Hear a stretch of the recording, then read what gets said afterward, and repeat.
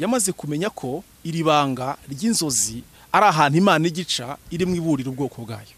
Hari igihe urota ukumva mu by'ukuri uvuye muri za nzozi ukumva ubwoba mu mutima wawe, ukumva ufite ikintu cy'ubwoba, mbese ukumva muri wowe ntabwo utekanye. Ari mu ruzi ukabona uruzi ruragutembanye, ugashaka kugira ngo uve muri rwa ruzi bikakunanira, ukabona uruzi ruragutembanye, ukabona mbese washakishije uburyo wasohoka muri rwa ruzi byanze. Aho ngaho menya ngo ni urupfu rurimo rukomanga ku rugi rwawe. Nk'ejo bundi nta minsi ibiri iciyeho, umudamu umwe uri i Burundi, sindi buvuga izina rye, ntabwo ari ngombwa, uzi ko yarotaga akarota asambana n'umwana we w'umuhungu w'imfura. Nubona ugira inzoka mu nzozi ukabona irazi gusanga ushaka kukurya, umenye ngo iriya nzoka ihagarariye inyatsi, umwuka w'inyatsi. Inyatsi niba ari amafaranga uhembwe ugasanga nk'uwo muntu afite salari ifatika, umushahara ahembwe urafatika, ariko uwamubaza n'igiceri cy'ijana nyuma y'iminsi 3 ntumenya naho amafaranga aciye. Mu miryango indwara ati runaka yarwaye ohereza amafaranga, ugasanga havutse utubazo rutandukanye, wowe ukibwira ngo nugufasha, naho ni wa mwuka w'inyatsi ugize gute. Hari abandi bantu barota banywa amata, ari amata nayo ukabona umuntu aranezera byutse yishimye ngo ugende naraye ndota nywa amata. Hari abandi barota baguruka. None ndagusuje kandi agushimiye wowe dukurikiye Isezerano TV. Ni by'agaciro gakomeye cyane kubugarutse kubana natwe, ugafata umwanya wawe ukaza kureba ibyo twaguteguriye.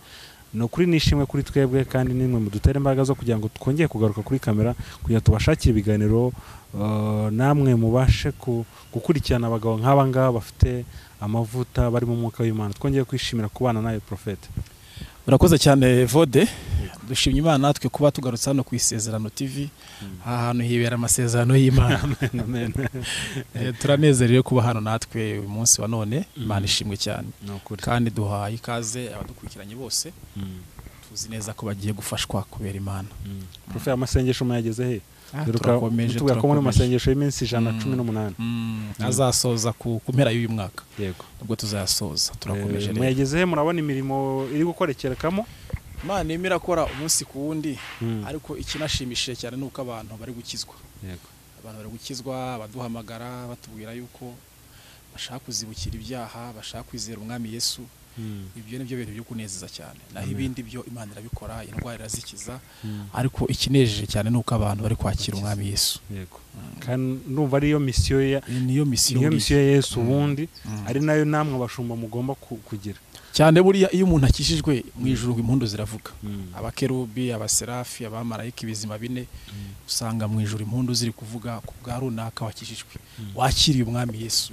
Buriya abantu benshi batekereza ko ibitangaza ari ukubona umuntu yakize wenda indwara ikomeye, cyangwa se wenda Imana yamuhaye amafaranga, Imana yaguhaye akazi, ariko buriya igitangaza kiruta ibindi bitangaza byose ni ukwakira agakiza. Muri iyi minsi abapasiteri ariko bashinjwa ko bigisha abantu ibitangaza, ubonye visa, ubonye akiri imodoka, akiri inzu, ariko ibyo kuvanga abantu bakishijwe ntago abantu bakibirebaho. Ariko buriya gusa inyigisho za prosperity cyangwa ziterambere, Imana iteza imbere Evode, ariko sibyo dukwiriye kugira ibanze.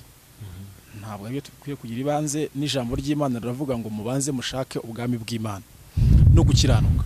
Kuki Imana itabanje ngo mubanze mushaka amamodoka? Kuki Imana itabanje ngo mubanze mushaka amazu meza, mubanze mushaka amafaranga? Ibyo Imana irabizi yuko muri ka gakiza dufite Imana izabiduha. Ubundi ni isezerano ry'umuntu wese wizera Imana. Yego, wakiriye umwami Yesu. Ijambo ry'Imana ravuga ngo uwicisha bugufi wese ngingororano yo n'icyubahiro n'ubukire ndetse n'ubugingo buhoraho. Ibyo byose biri mu masezerano dufite. Yego, ariko ikibanze buriya n'abakozi b'Imana bakwiriye kumenya ni kwigisha abantu bakizera umwami Yesu. Kuko buriya mu bintu binezeza Imana, niba hari ikintu kinezeza Imana nabonye nawe kandi mukozi w'Imana bikwiriye kuba byakunezeza, ni kwigisha. Wamara kwigisha ijambo ry'Imana by'ukuri ukabona nko mu iteraniro, nubwo abantu bafashijwe biteye hejuru, babyinnye, bahimbaje Imana, hari igihe usanga nka fanatisme gusa. Ariko burya iteraniro iyo urishoje ukabona byibuze niyo yaba umuntu umwe akavuga ngo ni mu nsengere nizera umwami Yesu, nakira agakiza, nta burya iryo teraniro Imana iba yarigendereye. ariko usanga abantu bo birebera ku bitangaza, akira visa, akira imodoka nziza, akira inzu nziza, ibyo turabyemerewe nk'abana b'Imana, Imana izabiduha. Niba utaranabibona izera Imana, Imana izabiguha. Usibye ko itanabiguhaye ukabona ubugingo buhoraho ntako bisa. Twajyaga tunabona hari ngira ngo wenda uretse muri iki gihe hatari hari ibiterane, ugasanga ibiterane byawe ni ngwino wakira igitangaza cyawe, ngwino ujye, ariko nta ngira ngo abantu bari batarabona ibiterane wenda bishishikariza abantu ngo ngwino wakira agakiza, ngwino wakira agakiza, ngwino wakira agakiza, ntabwo wabibona. ngwino wakira igitangaza, ibiremba birahaguruka, abafite ubumuga bwo kutabona barahumuka n'ibyo. Ariko se buriya nabyo ni byiza kubibwira abantu. Ese bundi ibyo byari muri misiyo ya Yesu? Buriya Yesu yarazi neza ko uzamwizera wese ibyo bitangaza bizaba. Yego. Ariko ntabwo Yesu yatwigishije cyangwa se yaduhaye misiyo yo kugenda twigisha abantu ko ibitangaza byo bya mbere. Oya, ariko ijambo ry'Imana ravuga ngo dore ngo ibimenyetso bizaherekeza cyangwa se bizakurikira umuntu wese wizeye umucunguzi wacu Yesu Kristo. Ngo bazasengera abarwayi bakire, bazamwa ibyica ntibizagira icyo bibatwara, bazarambika ibiganza ku barwayi bakire. Ibyo byo rwose turabyemerewe nk'abizeye Imana, nk'abafite umwami wacu Yesu Kristo baramwakiriye. Ariko ntabwo burya ibyo bintu si byo byibanze. Iyo ugiye kwigisha umuntu ntabwo banza kumubwira ngo akira igitangaza. Oya, igitangaza cya mbere ukwiriye kuvuga banza bigisha umuntu yizera umwami Yesu. Sibyo n'uwamwizeye n'abakijijwe, rega nabo two kubirengagiza Evode. Hari n'abakijijwe ariko usanga bagenda babisohokamo babivamo. Izo nyigisho rusanga akenshi n'abakristo rero nabo bifite ikibazo muri iki gihe. Iyo wigishije inyigisho zigenda zibabwira ngo nibongere bubaka ubusabane bwabo n'Imana, ntabwo bazikunda. Ahubwo usanga bo bishakira akira igitangaza, akira visa ikujyana muri Amerika. Ariko kujya muri Amerika wahajyana ariko ibyaha. Ushobora kurira indege nibyo ukabona iyo visa ukajya muri Amerika, ariko stili n'ubundi byaha ukibyivurugutamo. Rero ikintu navuga ngo Imana ihaye agaciro cyane n'ubutumwa bwiza bwihanisha abantu ibyaha bakizera umwami Yesu. Avuga ngo rero misiyo twahawe nk'abakozi b'Imana ntabwo ari yo kubwira abantu ko umugakiza ari ibitangaza gusa.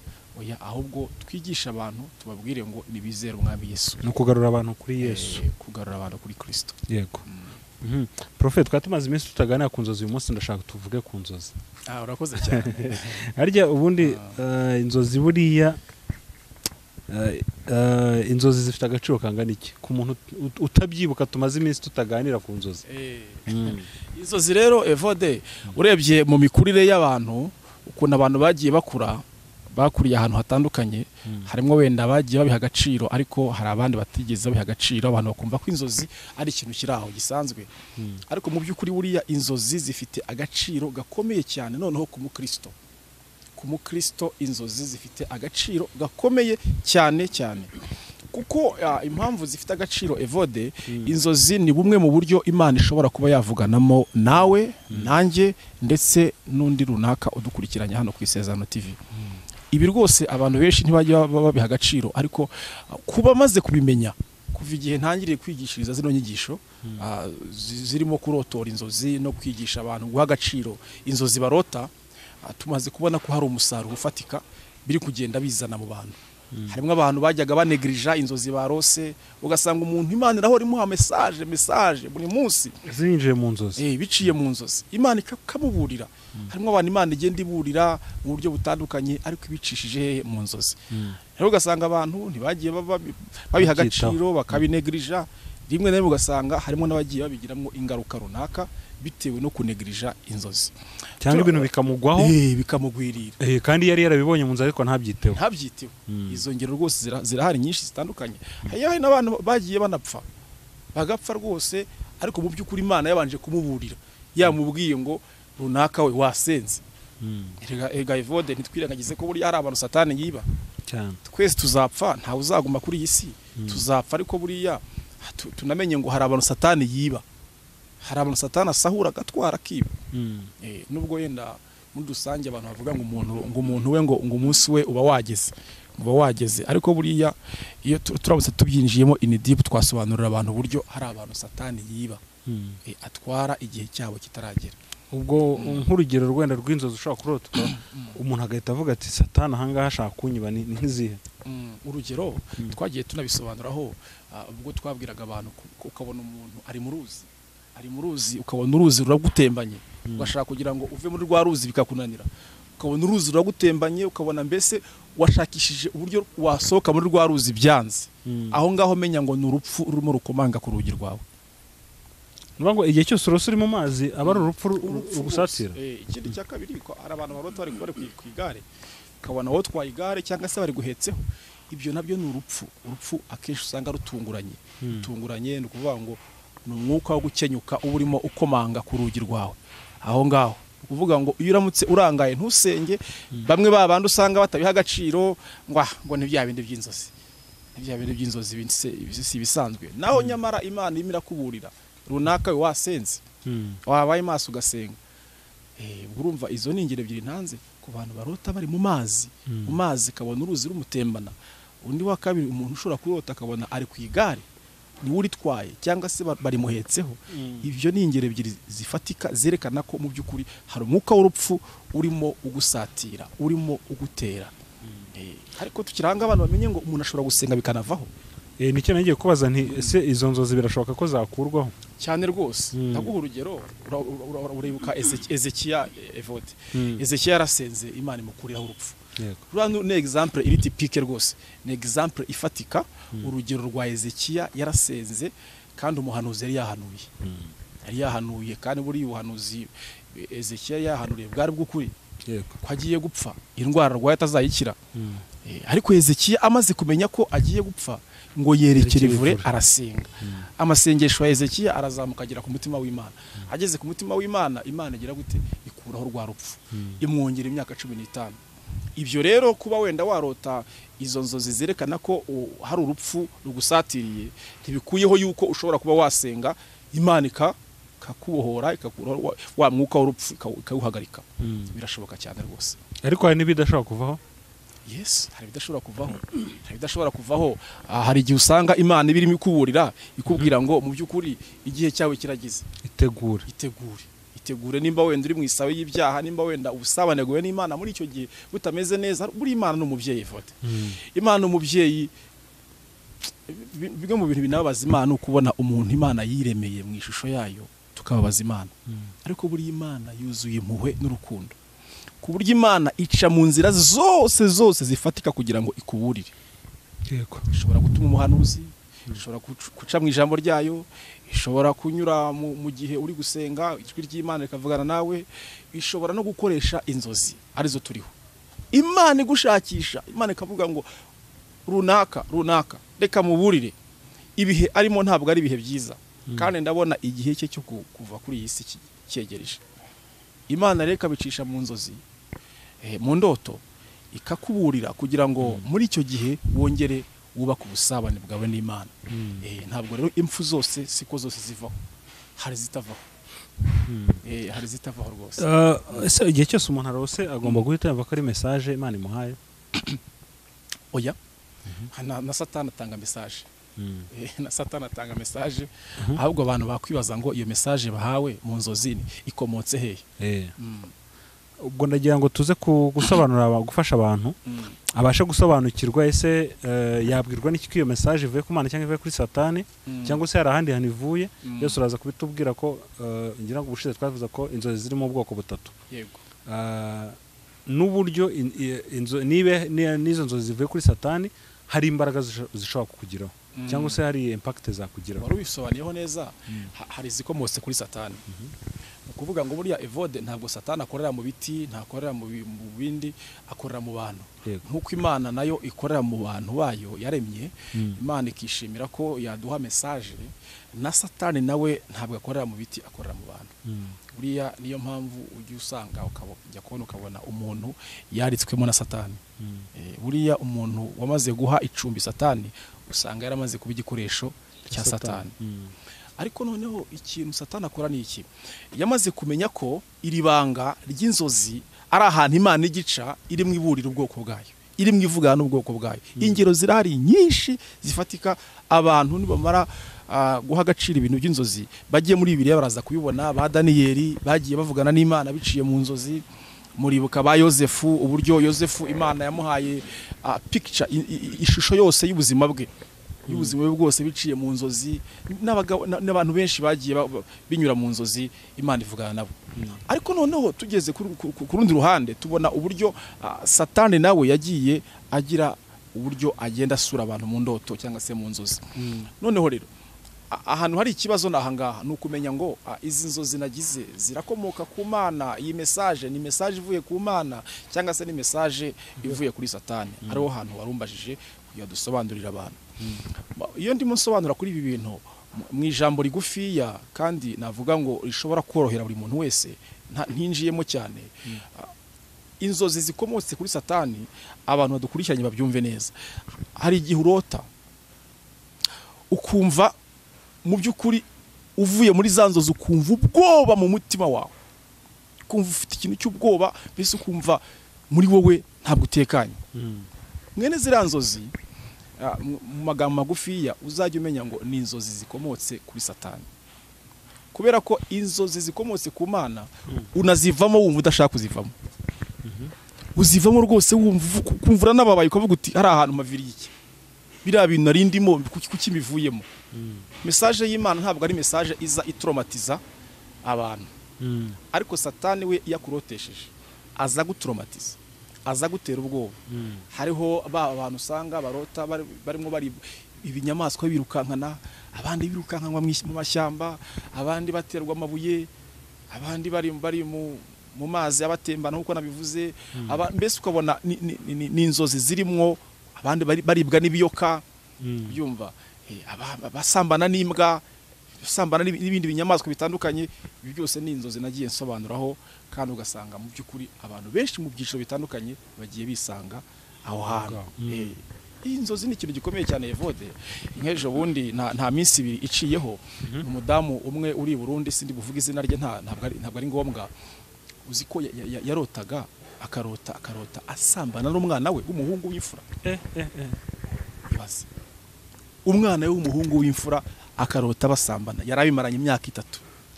Ari inzozi zihora zigenda zigaruka uko aryamye ageze ku buriri, umwana we bagasambana. Akabyuka mu gitondo yababaye, kwatse koko ndasambana n'umwana wanjye, ibi ni biki? Nasenganye nawe nta n'umunsi umuciyeho, dusenganye nawe turasengana hafi isaha yose. Ariko ikintu cyanshimishije nuko umunsi wakurikiyeho ntabwo yongeye kugira za nzozi. Kubera iki? Yaterwaga ibintu nabisobanuye ku bantu bajya barota inzozi zirimo ibintu by'ubusambanyi.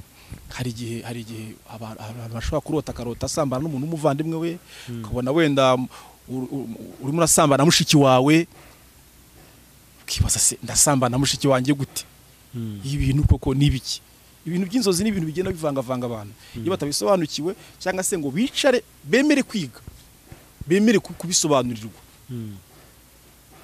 usanga bigumiye muri urwo rujijo. Urumva nk'uwo mudamu yaramaze muri icyo kibazo imyaka 3 asambana n'umwana we w'imfura mu nzozi. Ntabwo ari mu buryo buri pratique, ni mu nzozi. Ariko yari afite agahinda, akibaza ibi bintu bizavaho ryari, bizakurwaho ryari. Ariko umunsi wakurikiyeho tumaze gusenga Imana byavuyeho, ntabwo yongeye kubirota. Izo ngizo ziba zikomotse kuri Satani cyane rwose. Ni urugero natanze ko zikomotse kuri Satani birakubabaza, uvamo wumva mu by'ukuri wuzuye ubwoba, cyangwa se ukumva urababaye, kumva urahangayitse umutima, ufite agahinda.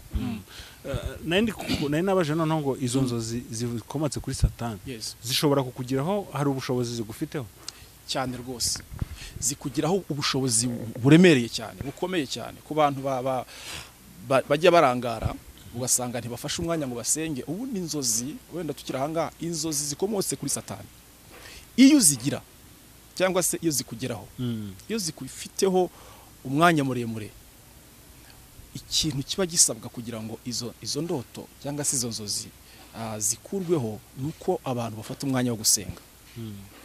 Niyo mpamvu akenshi igiye mu biganiro nkunda gukora by'inzozi, nkunda kugira inama abantu gusenga. Nibyo nshobora gusengana nawe nkagusengera kugira ngo inzozi mbi urota zikomotse kuri satani zikurweho. Yego. Ariko giye nshishikariza abantu nubwo nagusengera ariko nawe ngusange uri mu bihe by'amasengesho byo gusenga. Nibyo bintu bigira ububasha. Umuntu wese tuganiriye arimo ambwira ngo profete wansobanuriye inzozi narose, ese nakora iki kugira ngo izi nzozi zikurweho, inama ya mbere mbanza kumuha nuko nawe abanza kubaka igicaniro cy'amasengesho mu mutima. Kuko yamaze kubaka igicaniro cy'amasengesho muri we, nanjye kugusengera biroroha. Yego. Kuko nawe ari muri mood yo gusenga. Ariko hari igihe usanga ukajya kubona nk'umuntu gusenga ntibimufataho, ukabwira nk'umuntu ese wasenze wakoze amasengesho y'umunsi umwe ngo ya ubuse ngo nabonera umwanya. Kandi ubwo ibintu arota Evode iyo aryamye arota ibintu y'umuniga, harabamoka nk'imbwa mu nzozi baryamye, ukumva umuntu arimo aramoka nk'imbwa. Ukabona mu by'ukuri iyo ageze ku buriri nta mahoro agira bitewe n'inzozi zimeze gutyo zitari nziza zikomotse kuri satani. Noneho rero warumbajije ngo ese izo nzozi zikomotse kuri satani hari ububasha zitugiraho? Igisubizo ni yego cyane. Zitugiraho ububasha mu buryo bukomeye cyane, ku buryo usanga hari n'abantu usanga bagira amakonsekansi, bagira ingaruka z'ibyo barose, ugasanga bibafiteho ububasha bukomeye cyane. Urugero hari nk'abantu ujya kubona ukabona mu by'ukuri mu nzozi agira ntashobora kubyuka mu gitondo mu nzozi yagize ataje mu inzoka. Inzoka ihagarariye hirya y'ubundi busobanuro bundi bugiye bushamikiyeho. Nubona ugira inzoka mu nzozi ukabona irazi gusanga ishaka kukurya, umenye ngo iranzoka ihagarariye inyatsi, umwuka w'inyatsi. Inyatsi. Mbere yuko tuvuga ubundi busobanuro bundi bushamikiyeho kuko ni bwinshi, biterwa nuko iyo nzoka yaje. Ariko inzoka nyirizina umwuka wa mbere wiherekeje ni inyatsi. Ni inyatsi. Abantu bitonde. Ni ukukuriganya amahirwe yawe yose usange ariganyijwe, imigisha yawe wabonaga yariye gufunguka ibe bloke ifungwe. Ibi bintu nubwo usanga akenshi hari igihe usanga abantu bamwe babivangavangiramo, ariko deliverance ibaho Evode. Deliverance ibaho n'Imana irayemera. Deliverance ibaho, kubohoka bibaho no kubohwa bibaho. Kuko ntabwo wabohoka utabushywe. Hari abantu usanga babushywe mu by'ukuri, ugasanga abohewe muri icyo kirere, inzozi zose agira nibiyoka gusa urarota. Mwene uwo muntu rero ntuzamusanga agira ikintu afata mu buzima bwe. Niba ari amafaranga uhembwe, ugasanga nk'uwo muntu afite salary ifatika, umushahara ahembwe urafatika, ariko uwamubaza n'igiceri cy'ijana nyuma y'iminsi 3 ntumenya naho amafaranga aciye. Mu miryango indwara ati runaka yarwaye ohereza amafaranga, ugasanga havutse utubazo rutandukanye, wowe ukibwira ngo nugufasha, naho ni wa mwuka w'inyatsi ugize gute ukugendaho. Rero inzozi zikomotse kuri satani zifite ububasha bukomeye cyane ku buzima bwacu. Iyo abantu barangaye ntibasenge. Siritu nk'izo nzozi nimvuze mu kanya z'uwo mudamu nabahayeho urugero w'i Burundi uhora arota asambana n'umwana we. Ntabwo yaranezerewe, nta mahoro yari afite, nta mutekano afite mu mutima we. Yahoraga yibaza ngo ibi bintu koko nzabikira gute, bizamvaho gute, ese biraturuka kuki? Ariko nafashe umwana mubimusobanurira imva n'imvano yabyo.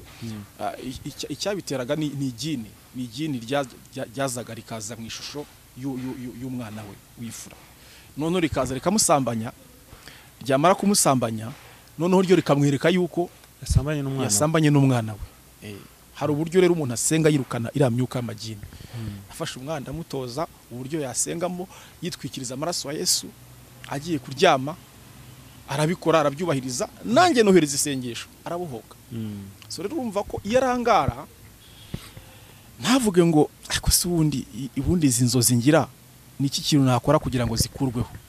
Iyo yumva ari ibintu biri aho ngaho bizigumire gutyo. Kandi n'ubundi nawe twaraganiriye arambwira ngo mu buzima busanzwe nta kintu na kimwe yakoraga mu kigerweho, ko buriya inzozi nazo zishamikiye ku busambanyi, ku bantu barota basambana. Hari abasambana n'inyamaswa, hari abasambana n'abantu bavandimwe babo, ukabona uri gusambana mushiki wawe cyangwa se musaza wawe, ukabona muri gusambana. Hari abandi bagira inzozi bakarota birukankanwa n'izo nzoka, abandi baribwa n'imbwa, abandi ukabona bari mu mashyamba barimo barirukanka. Ibyo byose akenshi usanga iyo umuntu abigira nta n'iterambere ushobora kugira mu buzima bwawe. Kubera iki? Satani aba yaragufashe matekwa. Ubuzima bwawe Satani aba yaragufashe bugwate. Burya hari abantu bagenda ariko Satani yarabafashe bugwate, agufite bugwate yaragucakiye neza. Kugira ngo rero umwigobotore ni ukumenya ukuri. Iyo umaze kumenya ukuri ukamenya yuko hari amatake, hari ibitero, hari amatake agutera cyane, ugira ibitero biciye mu nzozi. Wambaje ikibazo cyiza Evode, urambaza ngo hari ububasha bigira ku bantu barota inzozi zikomotse kuri Satani. Yego. Yes, igisubizo ni yego nkuko nakubwiye, kuko Satani afite ama strategy akoresha. Satani ashobora kugutera aciye mu nzira nyinshi zitandukanye. Izo nzira rero Satani acamo no mu ndoto cyangwa se mu nzozi, Satani nawe arahanyura. Afite inzira hariya ahantu arahaca cyane mu nzozi atugabaho ibitero. Yego. Uburyo iyo umuntu arangaye biriya bitero bikomotse kuri Satani bikugiraho ububasha bukomeye, ugasanga birakumenashije cyane. Hari umukobwa turi ahangaha wenda ku kibazo warumbajije cy'uburyo inzozi zikomotse kuri Satani zitugiraho ububasha. Yari amaze imyaka 6 atajya mu mihango. Akiri umukobwa atajya mu mihango.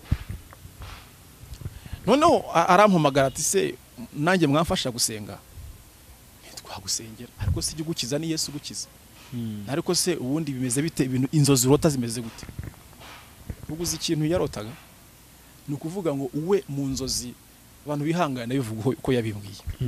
Mu nzozi yagiraga yabonaga inzoka imwinjira mu gitsina. Urumva? Mu nzozi urumva icyo ni ikintu no kukivuga urumva ukuntu kigize giteye ubwoba. Agahora abona yaryama mu nzozi akabona inzoka iramwinjira mu gitsina. Yiberaho muri ubwo buzima uko aryamye inzoka iramwinjira mu gitsina, imihango igeza imyaka 6 yarahagaze. Naho ya nzoka yinjiraga mu gitsina niyo yaragendaga ikagotomera amaraso. Ubyumva? Maze kumva izo nzozi yambwiraga, menya kuko mu by'ukuri uriya mukobwa agize gute aboshye. Biba ngombwa yuko tujya gute dusenga Imana. Tuvugane imihango yigiye. Izo ni imbaraga z'Imana. Yego. Uwimana iri mu bantu Imana yabohoye muri aya masengesho turimo iminsi ijana. Ewe yabohotse muri aya masengesho. Aya masengesho ayangaya y'iminsi 118 niho Imana yamubohoreye. Yego. Gusa yabaye umukobwa mwiza nawe navuga ngo uha agaciro ibintu by'ubwami bw'Imana kuva aya masengesho yatangira yarayakoze. Ntubare yakomeje. Yego. Wenda mbere yuko twinjira mu nzozi nyirizina hari ubundi bwoko wigeze kutubwira ko bw'inzozi z'umuruho. Kugira ngo wenda abantu batazajya bibacanga bakabikonfonda. Inzozi z'umuruho zo wazisobanukirwa gute zo? Inzozi z'umuruho rero usanga na kenshi mu byigisho nagiye ntambutsa ntabwo nagiye nzitindaho cyane. Kubera iki impamvu ntazitinzeho suko ntagomba kuzisobanura, ahubwo nuko buriya ntabwo zifite agaciro gakomeye. Kuko usanga na kenshi niyo umuntu ugiye ansobanurira inzozi ndabaza nkazumva, namara kuzumva nkamenya ngo ni iz'umuruho cyangwa se ni izikomotse kuri Satani cyangwa se ni izikomotse ku Mana. Iyo ari iz'umuruho rero ndamubwira nti genda wiryamire uruhuke. Genda wiryamire uruhuke, ntugire ubwoba. Izo ni iz'imiruho. Nimba wiri gucuruza amakara ukarota n'ubundi mu ijoro urimo yacuruza uhabana amakara aho nta kibazo kirimo. Ati se uko nabonaga ndi gutanga amakara aho yagenda utuze ni iz'imiruho. Ni bya bindi wiriwemo byongeye biri repeta. Yego. Wakoze repetition y'ibintu wagize gute wiriwemo ku manywa. Rero abantu rwose tubamara impungenge Evode ku bantu bagira izo nzozi z'imiruho bakabona basubiye kongera kurota ibyo bongeye biriwemo ku manywa mu ijoro kongera akabisubiramo, nta ngorane rwose, nibatekane nibatuze umutima. Izo nzozi ntacyo zitwara, nta bubasha zitugiraho. igisubizo numva natanga yego nta bubasha izo ngizo nta kibazo ziteye abantu babisobanukiwe reka noneho minota mike dusigaranye tunyuriremo wenda nk'ingero z'inzozi runaka kugira ngo abantu babashe gusobanukirwa wenda ubwo abandi ababikeneye bazanyarukira kuri Isarakiza TV ngo hari inzozi nyinshi cyane abandi bashobora no kuguhamagara ariko reka abo twatanya iki kiganiro bagirwa amahirwe yo kugira ibyo basobanukirwa bimwe na bimwe. Urakoze cyane. Reka tugire zimwe mu ndoto cyangwa se zimwe mu nzozi dusobanurira abantu mu mwanya utari munini dusigaranye. Ndaza gukomoza ku byiciro bitatu by'inzozi ndagiye nafataho nkeya zisobanurira abantu. Reka mpere ku nzozi zigaragaramo abantu kurota barya cyangwa se bananywa, ndagaruka ku nzozi zerekeranye no kurota abantu banywa inzoga. Ukarota unywa inzoga, hari abantu bagira inzozi bakabona barimo baranywa inzoga kandi udasanzwe uzinywa ukabona urimo uranywa inzoga. Noneho abantu bakibwira yuko zira nzoga bari kunywa ari inzoga zisanzwe, ariko mu by'ukuri zira nzoga ntabwo ziba ari inzoga zisanzwe. Usanga kenshi ari byo bakoreshaga ku ruhimbi rw'abazimu. Nibyo abarozi bagenda bakifashisha bakabizana mu nzozi bakabikunywesha, wowe ukabuze neza ngo ni inzoga wagize gute wanywaga. Bimwe mu bimenyetso biranga cyangwa se bigaragaza umuntu waraye arota anywa inzoga, ukumva no mu nda, ukumva inda yabyimbye, ukumva watumbye, ukumva nta n'ikintu ushaka cyo kurya, ukumva nta peti ufite yo kurya. Na icyo gihe umenya ngo abarozi baraye baguhumanya bakoresheje iki inzoga.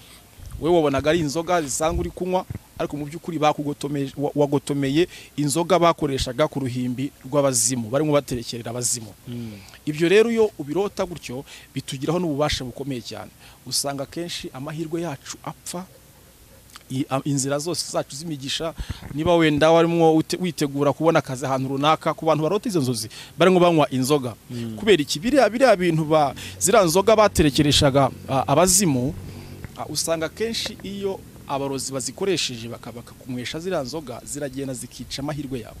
Kiriya cyuka kuvuga ngo uriya muzimu bari abazimu baragenda bagafunga inzira zawe z'imigisha, inzira zawe z'amahirwe, ugasanga ibintu byose werekejeho amaboko ntibiteye imbere, ntibikunze. So urwo ni urugero rumwe natanga ku bantu barota banywa ibyo bintu bitandukanye. Ngaruke no ku mata. Yego, hari abandi bantu barota banywa amata, ariya mata nayo ukabona umuntu aranezera byutse yishimye ngo ugende naraye ndota anywa amata. Ariko profe wenda gato twatuvuze kuri bari abantu barota inzoga, ku muntu usanzwe uzinywa we ntago nawe harimo ikibazo. Ku muntu usanzwe n'inzoga yongeye kurota yicaye mu kabari gusanya n'inshuti ze, bishobora kuva ku muntu usanzwe uzinywa. Urugero, wiriwe unywa inzoga, noneho uraryamye mu ijoro hagarutsemo kurota uri kunywa inzoga. Izo ngizo icyo ngufasha iyo uzimbwiye ukuntu wazirose, ko buriya mu nzozi iyo tuzisobanura harimo ibintu bita ingingo z'ingenzi. Daniyeli ajya gusobanura inzozi azirotorera umwami, ikintu yakoze yabanje atega amatwi uriya mwami.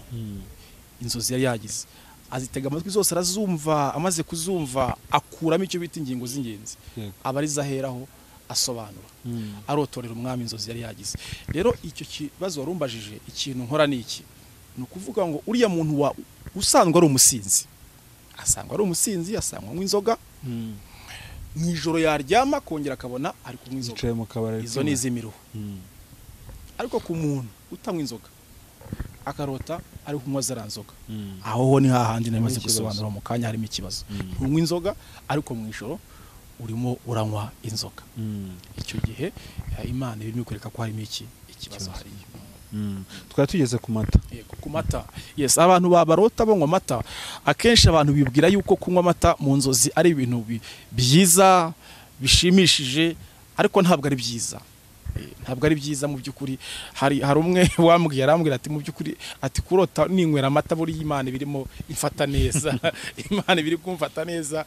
Namubwira ntoya, ntabwo Imana imigufata neza, ahubwo senga kuko buriya ari amata uri kunywa na amata nayo bundi bakoraga mu gihe barimo baterekerera abazimu. Ndumva narigeze gukora ikiganiro hano cy'ibintu birebanye n'ibintu by'abazimu n'abadayimoni n'amagini, nigeze kubisobanuraho n'uburyo baterekereraga mu kiganiro cyabohoka. Abantu bongere bajye ku ISEZERANO TV bakirebe. Noneho rero ibi bintu byo kurota abantu banywa amata ntago ari byiza. Nurota unywa amata umenye ngo ari amata wabonaga uri kunywa ni amata bifashishaga barimo baterekerera abazimu. Ikintu ukora ni iki rero, iyo umaze kubona ko ugira izo nzozi usenga wirukisha ibyo waraye unywa, ukavuga uti mu izina rya Yesu ndagotomera amaraso ya Yesu, amaraso ya Yesu ndayakoresha ndayifashisha kugira ngo asohore imyanda yose yinjiye mu mubiri wanje, yinjiye mu nda yanjye. Iyo usenze muri ubwo buryo mu by'ukuri Imana irakubohora. Dukomeze rero, hari abandi bantu bakunda kurota inzozi hakazamo, navuze ko ndi bufate mu byiciro bitatu, ubwo mvuye mfashemwo inzozi nkeya ku nzozi zerekeranye no kurota unywa cyangwa se urya. None hari abandi bantu barota mu nzozi zabo hakazamo ibintu by'inyamaswa, evode ibintu by'inyamaswa mu nzozi bagize, akabona harimo ibintu by'inyamaswa, arizo ngiye kugarukaho. Sinazivuga zose, ni nyinshi, ariko noneho ndagira zimwe ngarukaho. Abantu usanga kenshi aho hantu barahisanga cyane, ku bantu bagira inzozi zikazamwe inzoka cyane mu nzozi ni ikintu kibi. Kandi dufite icyiciro kinini cyane cy'abantu bagira inzozi zikazamwo inzoka. Hari abantu babona bakabona inzoka ngiye iraje kurumye ukuguru, kwaba kw'iburyo kwaba kw'ibumoso, ukabona inzoka irakurumye. Nubona inzoka ikurumye ku kuguru umenye ngo icyo bisobanuye Satani arimo arafunga inzira zawe zose z'umugisha. Ha hantu warimo uteganya kubona umugisha hagiye kubaburuke. Iyo uramutse urangaye ntusenge, wisanga n'ubundi ya mahirwe yawe uyatakaje. Inzoka natangiye mbabwira yuko n'ubundi ni ukuvuga ngo inzoka ihagarariye umwuka w'inyatsi. Inyatsi, abantu ugasanga bafite inyatsi zitarangira. Ikintu cyose ukozeho ni inyatsi, ibintu byose ukirageje gukora ni inyatsi, urahomba ibihombo bidashira. Urahora urwaza abana mu rugo, mbese abo bana warwaje bagatwara amafaranga ujya kubavuza kwa muganga. Mbese mu by'ukuri nta terambere ushobora kuba wagira, kubera iki? Inzozi zawe zigaragaramwo inzoka. Inzoka ihagarariye umwuka w'uburiganya, kuriganya, guteza inyatsi, guteza ibihombo. So ntago ari byiza rero ku bantu bagira inzozi zizamwo inzoka. Ikintu mugomba gukora, mugomba gufata umwanya uhagije mugasenga, mwitwikiriza amaraso ya Yesu. Ikindi mugakora n'amasengesho yo kwiriza ubusa. Kuko buriya hari abadayimoni bamwe na bamwe badakurwaho n'amasengesho asanzwe, bakurwaho n'amasengesho yo kwiriza ubusa. Hanyuma hari abandi bantu tukiri kuri izi nzozi zizamwo inyamaswa, hari abandi bantu barota akarota mu by'ukuri imbwa zimwirukankana. Imbwa zikwirukankana, ukabona imbwa zirimo zirakwirukankana. Biriya byo bifite ubusobanuro butatu. Ubusobanuro bwa mbere yubona imbwa zikwirukankana aba ari umwuka w'ubusambanyi ugiye ugutera, cyangwa se muri icyo gihe wibereye mu busambanyi, ntabwo natinya kubikubwira. Hari abantu bisanga imbwa zirimo zibirukankana kibwira ngo ni ibiki, naho yibereye mu busambanyi, uri guca inyuma umudamu wawe, uri guca inyuma umugabo wawe. Mu ijoro waryama ukabona imbwa zirimo zirakwirukankana. Ni ukuvuga ngo n'ubundi umubiri wawe wamaze kugira umuretwa w'iki w'ubusambanyi. Icyo gihe rero ikintu ukora ni iki, ugomba gufata umwanya ugasenga, ukongera ukiyunga n'Imana kugira ngo uveho uwo mwuka w'ubusambanyi urimo. Ikindi cya kabiri, iyo ubona imbwa zikwirukankana mu nzozi, biba ari ibibazo bikomeye cyane biba bigiye guhura nawe. Ni ukuvuga ngo uba ugiye guhura n'ibibazo bikomeye cyane mu gihe kiri imbere. Iyo ubona imbwa zikwirukankana, hari igihe ubona no za mbwa zikwirukankana ukabona zirimo zanakumokera. Iyo zikumokera umenye ngo ni ibibazo bikomeye cyane ugiye kuzahura nabyo. Abantu bakuvuge, abantu bagutarange, bimwe tujya twita ngo abantu bakatumanikira amatangazo. Ukagenda abantu amatangazo barayamanitse, bakayakumanikira bati runaka ni uciye ahangaha, ni uciye ahangaha, ni uciye, mbese ugasigara mu gihe wumva n'abantu udakeneye kuba wahura nabo, kumva wakwihisha n'abantu bitewe n'ibibazo urimo. Izo nzozi uzazibona ukabona imbwa zirimo zirakwirukankana zikumokera. Rero twihuse ku zindi ndoto, ku zindi nzozi nazo mbi cyane zikomotse kuri Satani, ku bantu bakunda kubona bakabona mu by'ukuri, akabona nguwo arimo arahinga imirima. Ukabona uri guhinga imirima, ukabona uri guhinga mu mirima ushobora kuba ari umurima wawe cyangwa se ari umurima w'abandi. Icyo gihe umenye ngo abarozi barimo baragukoresha uburetwa, bashitse umwuka wawe. Ni umwuka wawe batwaye bakawukoresha uburetwa. Hari n'abantu bajya babyuka bakajya kubona, akabona mu by'ukuri afite ibintu by'itaka, akabona afite itaka ku maguru hano, ku birenge, ukibaza itaka ryavuye he? Naho abarozi batwaye umwuka wawe bareba guhingisha. Hari abandi barota baguruka mu kirere. Hari bamwe bari batarabisobanukirwa, ati gemba nasize abazimu nabataye nirukanze cyane, ati uzi imbaraga mba ndimo. umuntu akajya kubona ukabona mu by'ukuri mu nzozi urimo uraguruka ufite ibibaraga byinshi wagurukiye ku wundi musozi. Noneho hari uwambajije arimo asobanuza inzozi arambwira ati mu by'ukuri ati jewe ati naragurutse ati mbona ngeze ku wundi mubumbi. Ati mbona ndi ku wundi mubumbe wundi ati kuko nabonaga ahantu undi atarahanga ku isi. Ati urumva rero ko nari mu mbaraga nyinshi cyane. Nawe ntakamenye yuko inzozi buriya zizamo kuguruka ntabwo ari inzozi nziza. Abarozi baba barimo bakumanipira, baba barimo bagukoresha ibyo bashaka. Iyo batangiza iyo test kuko ntabwo urabona se bya bindi ntujya wumva ngo harya ngo muri kara gace navuze izina ngo bagiye bagurukira kudutaro kudutaro. Biriya bintu rero nubwo abantu bumva ko ari blague ariko bibaho. Muri Nigeria wumvise amakuru y'uburyo hari umurozi wari ugiye kuroga mu gace kamwe aguruka ari mu kirere hanyuma aza kugera ahantu abarokore basengeraga, imbaraga z'Imana ziramushika ziramumanura simukubita aho ngaho. Byaciye kuri social media. Umurozi yahiye baramubaza ngo warugiye ati nari ngiye kuroga. None se ugeze aha ngaho ute? Ati nageze muri agace numva imbaraga za haleluya, imbaraga z'abanyamasengesho zirankurura zinkubita hasi. Abarozi rero kuguruka barabikoresha. Iyo rero urota uguruka mu kirere wameze amababa ngaho urimo urasimbuka mu mbaraga nyinshi urimo uguruka, umenye ngo n'abarozi barimwo bawukoresha iby'uburetwa. Ejo ku bantu bakunda kugira izo ndoto wisanga warwaye, ukisanga mu by'ukuri hari kirwara kije mu mubiri wawe. Naho ntukamenye ngo abarozi babanje kukora test bagutestinga nyuma noneho bafata umubiri wawe bawufata bugwate, batangira kukubibamo imbuto y'uburwayi. Ku bantu barota baguruka akenshi bimwe mu bimenyetso bibaranga usanga bahora kwa muganga bivuza indwara z'urudaca zitarangira. Ahantu nsoreje izi nzozi nsorejeho ni inzozi zibase abantu benshi evode, wenda abari nazo nsorezaho. Inzozi zo ni nyinshi cyane, Imana izadufashe twongere tugaruke. N'abandi banyarukiye no kuri ISEZERANO TV hariho ubusobanuro bwinshi. Abandi banaguhamagara bitewe n'izo barose. Izi nzozi ni inzozi navuga ngo zibase abantu benshi cyane, ku bantu bakunda kurota baguye mu bwiherero. Abantu barota baguye mu bwiherero muri toilette, ukabona warose waguye muri toilette, cyangwa se utayiguyemo ukabona wicaye gusa muri toilette. Ibyo bintu nubibona mu nzozi ukabona uri muri toilette cyangwa se ukabona mu by'ukuri waguye muri toilette, menya ngo umurozi ukuroga aragufite neza.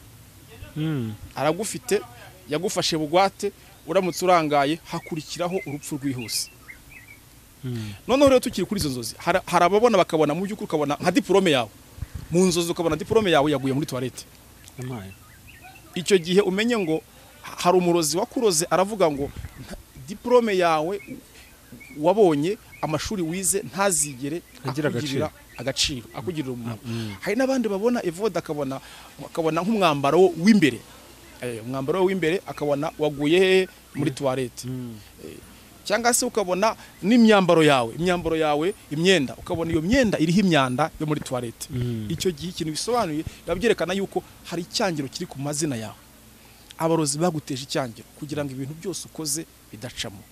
Muri make inzozi zizamwo kubona hajemwo ibintu byo muri toilette, ukabona muri toilette ukabona waguyemo, kugwamo byo ni ikintu kibi cyane. Mu nzozi ku muntu ubona yaguye muri toilette umenye ngo urupfu rwihuse barimo gushakisha. Ikindi gikurikiyeho umurozi aba yaragufashe ugwate. Reka dusoreze ahangaha. Reka dusoreze ahangaha. Ngira ngo reka tugushimire cyane, dushime n'abana badukurikiye. Urakoze cyane. Yego. Buri naho ubutaha dusobanurira izindi. Ariko reka nibutsa abantu nyine nkuko nakomeje kubivuga abanyarukiye kuri ISEZERANO TV kuko hariho ubusobanuro bwinshi cyane bw'inzozi. Ku batabizi bazagenda wenda ashobora kugira amahirwe agahura n'izo yarose, cyangwa se yaba atazibonye akaba yaguhamagara ahubwo yaguhamagara ku nimero. Telefone yanjye ni 0782 28 48 07 0782 28 48 07 nayo nimero iba kuri WhatsApp. Yego. Imana ikomeye, Imana yo kwizerwa, Imana ishobora byose, Imana nyamana, Imana nzima, Imana ivuga bikaba, Imana twiringiye, Imana iriho kandi izahoraho. Turafata uyu mwanya dusenga mu masengesho niho tujya tubonera imbaraga zawe Mana. Kandi hejuru y'imbaraga ziturwanya ziduhiga hari imbaraga z'Imana, hejuru y'imyuka y'abarozi, hejuru y'imbaraga z'abapfumu, hejuru y'imbaraga z'abarangi n'abacwezi n'abakonikoni hari imbaraga z'Imana. Mu izina ry'umucunguzi wacu Yesu Kristo turasengera abantu bawe Mana, aho bari mu bice bitandukanye, abari mu Rwanda, abari muri Afrika mu bihugu bitandukanye, abari muri Amerika, abari ku mugabane w'Uburayi, abari mu bihugu by'Abarabu, turabasengeye mu izina rya Yesu. Ikiganza cyawe Mana ukuboko kwawe kubohora kubaramburweho mu izina rya Yesu. Abantu bari babohewe mu ndoto, mu nzozi, barota abadayimoni, barota imyuka barozi ibaniga tokipa sele drame za lafo edra. Imbaraga z'Imana zibohora zibe ku buzima bwabo mu izina rya Yesu. Abarotaga ibiyoka birukankana, abari babohewe mu nzozi mu izina rya Yesu, abo Satani yafashe bugwate akajya batera biciye mu nzozi, biciye mu ndoto, turabasengeye aho bari hose bakire kubohoka mu izina rya Yesu. Amavuta abohora amanukire ubuzima bwanyu, amavuta akomotse ku Uwiteka Imana abohora amanukire ubuzima bwanyu mu izina rya Yesu. Uyu munsi mu buzima bwawe wakira inkuru nziza, iyo nkuru nziza abari inkuru nziza yo kubohoka ukomotse ku mutima w'Imana. Urakoze Mwami Yesu. Abatarakwizera, abatarizera umucunguzi wacu Yesu Kristo nabo aho bari, ndagira ngo ngusabe nimba utarizera Umwami Yesu, vuga aya magambo, vuga Mwami Yesu, uhereye umunsi wa none umbabarire ibyaha byanjye, amazina yanjye uyakure mu gitabo cyo kurimbuka, uyandike mu gitabo cy'ubugingo. Amen. Imana iguhe umugisha, nawe urakijijwe, nawe winjiye mu mubare w'abana b'Imana. God bless you. Amen.